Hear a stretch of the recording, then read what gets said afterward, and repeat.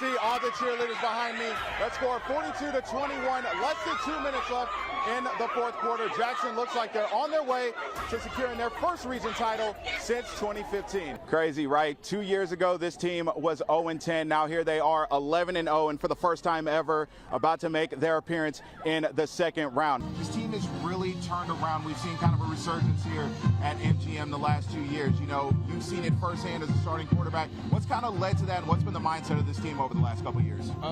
Everybody buying into the process and, you know, coming every week focused. But defending it is a completely different story. That's exactly what the Leroy Bears did, as for the second year in a row, they have a blue map on the way home. And it's also the first time the Jags have been bowl eligible in back-to-back seasons. And they'll go for win number 7 next week on the road against Texas State.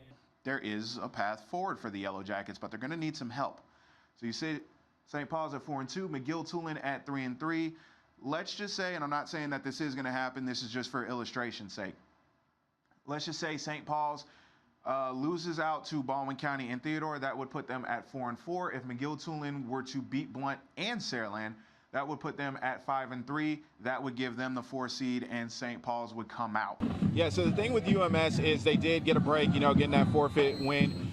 They did get some momentum last week, dropping 55 points in their win last week. The thing with them is, can they do it on a consistent basis? Can they string some of those high-scoring performances together? That's an offense that struggled in the early part of the season. I'm curious to hear what you think about it. Oh, yeah, it's definitely a huge game. This is one that both teams have had circled on their calendars. I know we have, too, ever since the schedules came out. And it's really a good time for this game. Both teams are 2-0 overall in region play. And, again, expect a lot of fireworks here tonight, especially with Saraland coming into Spanish Fort, as both teams look to solidify themselves near the top of the 6A Region 1 standings. Well, after a long week of practices and meetings, the best and brightest draft prospects got to show off their skills and put what they learned to the test in the Senior Bowl. Fan favorites and hometown heroes were just some of the draft hopefuls who looked to cap off a successful week in Mobile for the Senior Bowl, and it didn't take long to get the crowd fired up. Early in the first quarter, South Carolina's Spencer Rattler drops back and lets it fly to former rival turned teammate Marcus Rosemite Jack Saint, representing the Georgia Bulldogs, for this 29-yard touchdown. Well, this isn't the only local connection that Mobile has to this game. Not at all. So just on the Chiefs by itself, of course, you have Neil Farrell looking for his first Super Bowl ring. LaMichael P. Ryan, who played at Theodore when he was here, he was on the roster when the Chiefs won the Super Bowl last year, so he's trying to go back-to-back. And so is Blount High School alum Kadarius Toney. You remember in last year's game, he had the 5-yard touchdown catch that put him in the lead for the first time that whole game. Also had the longest punt return in Super Bowl history. But that's not it. That's just Kansas City.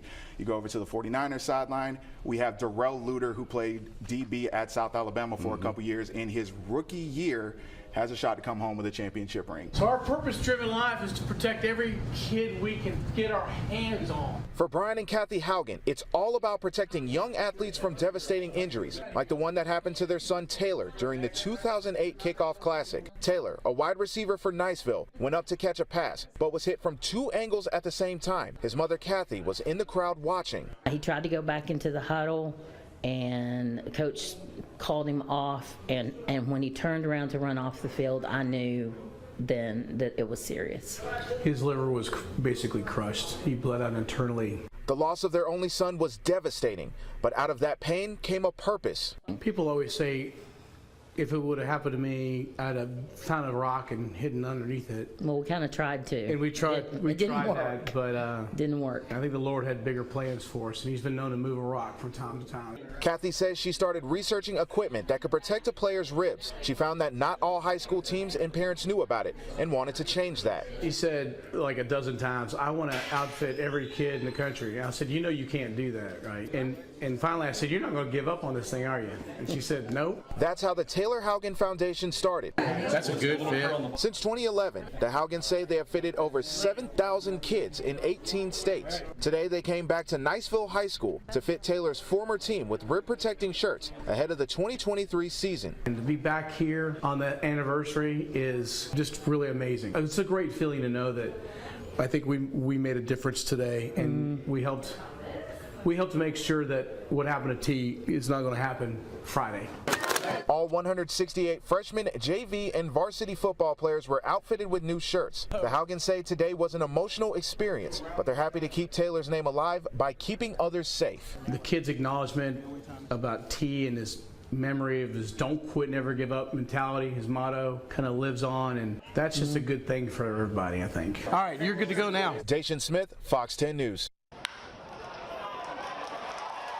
For over 20 years, the Mobile Bay Bears were a staple here in the Port City, and so was one of their biggest fans, Clarence Mack Sr. But for his family, especially his daughter Vanessa Rory, he was so much more than that. He's always been like a mentor, a friend. Rory says her father was always interested in the Atlanta Braves, and when the Bay Bears started, you could usually find them at Hank Aaron Stadium on game day. She says Mack loved to dance and was well known around Mobile, so naturally he brought those dance moves to the games. He just was a spunky guy.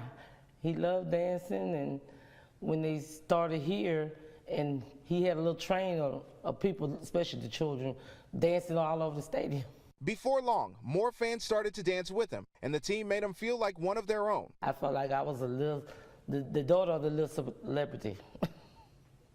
And when they honored him with the jersey with Hank Aaron number on it, oh, he was very, very proud.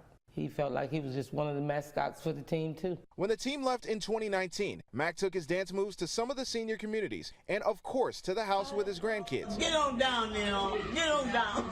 I got this from Michael Jackson. His daughter says he was still loved throughout the community, even without the Bay Bears. It was inspiration, very inspiration. And to hear people compliment how well he did and ask about him all the time, it just touched my heart. Mack passed away over the weekend, but his daughter said he lived a full life that will always be remembered by the joy he brought to others. He loved his people, his family.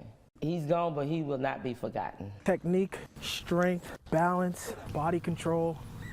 That's what it takes to be a championship track and field thrower. But for Rickson Opont, it was a long journey to Mobile, Alabama. I was born and raised in Haiti up until 2007, where I had the opportunity to move to New York to go live with my dad for a better opportunity for, education and sports. But before he could take advantage of those opportunities, Rickson had to face his toughest challenge. I dealt with a lot of mental health issues at an early age, by 9 years old, and I went through bullying, a lot of self-esteem issues.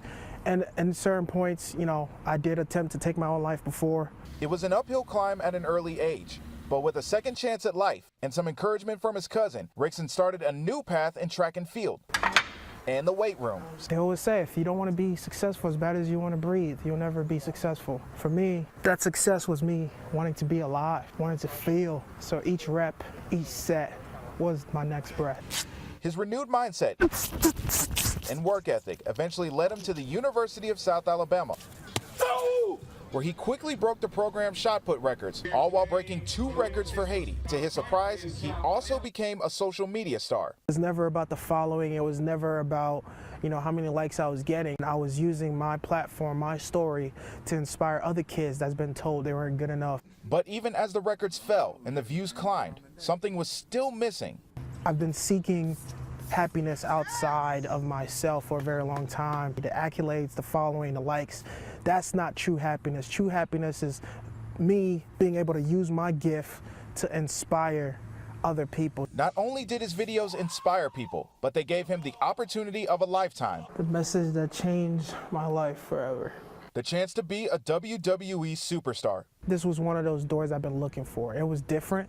It wasn't the Olympics. It wasn't breaking another record. It was one of those opportunities that you do not get twice. Now, with the support of his loved ones, Just roll over. Oh, no! and some last-minute coaching, it's time to start a new chapter, all while chasing greatness and inspiring others to do the same. The best thing we can do is embrace all our struggles, embrace all our pain, and let it fuel us.